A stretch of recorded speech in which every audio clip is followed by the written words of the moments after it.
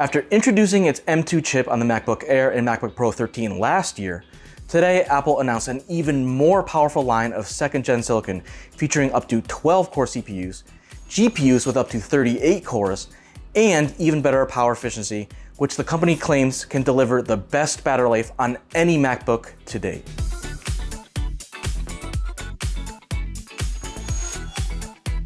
The new entry-level processor is the M2 Pro, which offers 10 or 12-core CPU configurations and promises to boost performance by up to 20% over the 10-core M1 Pro. Meanwhile, the GPU on the M2 Pro goes from 16 to 19 cores, promising even faster processing for apps like Photoshop or Xcode. Then we move up to the M2 Max, which Apple is calling the world's most powerful and efficient chip for a Pro laptop. It has 67 billion transistors and 10 cores like the M2 Pro, but it boosts the number of GPU cores to 38, up from 34 on the old M1 Max. More impressively, it supports up to 96 gigabytes of fast unified memory. All told, Apple says graphics performance is up to 30% faster than the M1 Max for chores like visual effects, machine learning, and more.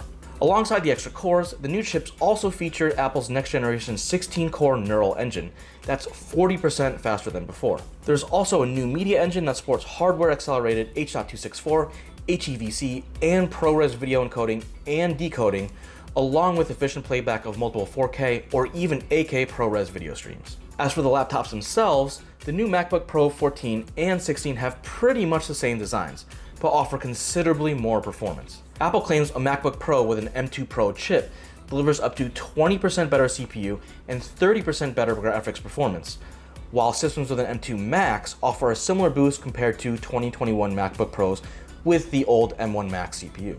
One of the other big benefits of Apple's new silicon is hugely improved longevity. The company says its new MacBook Pro models can now last up to 22 hours on a single charge, the longest ever on a Mac. And as rumored, the chips also support Wi-Fi 6E, which offer up to 2 times faster wireless connectivity compared to the previous generation. Another new feature is an HDMI port that supports a single 8K display at up to 60 Hz for the first time, or 4K displays at up to 240 Hz. As before, you still get 3 Thunderbolt 4 ports, an XDSC card slot, and MagSafe 3 charging. The new MacBook Pros also use the same Liquid Retina XDR displays as the 2021 models, not the rumored touchscreens, which aren't expected to arrive until sometime in 2025. The new MacBook Pro models are available now for pre-order starting at $1999 for the MacBook Pro with M2 Pro chip, or $24.99 for the 16-inch MacBook Pro with an M2 Pro. Shipping will start on January 24th.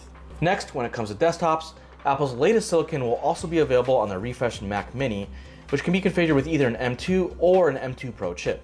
The M2 version comes with up to 24 gigs of unified memory and up to 100 gigabits a second of bandwidth, boosting image editing speeds in Photoshop by up to 50%.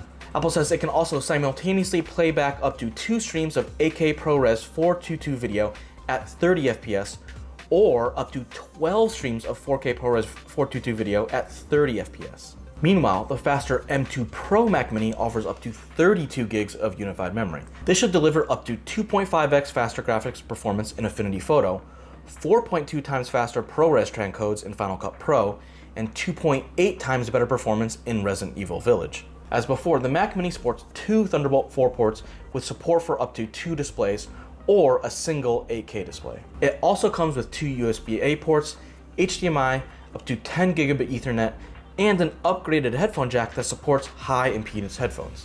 As with the MacBook Pro, they also offer Wi-Fi 6E connectivity along with Bluetooth 5.3. The new Mac Mini starts at $599 with the older M2 chip, or $1299 with the newer M2 Pro, and is now available for pre-order with shipping set to start on January 24th. So while the look of the MacBook Pro and Mac Mini aren't changing a ton, it's still nice to see Apple update its systems with a fresh batch of chips that are even more powerful, especially for content creators who might need big performance in something you can still carry around. But that's it for now. If you're thinking about buying a system with one of these new M2 Pro or M2 Max chips, stay tuned to Engadget for more, because we're hoping to put these chips through their paces in a full review real soon.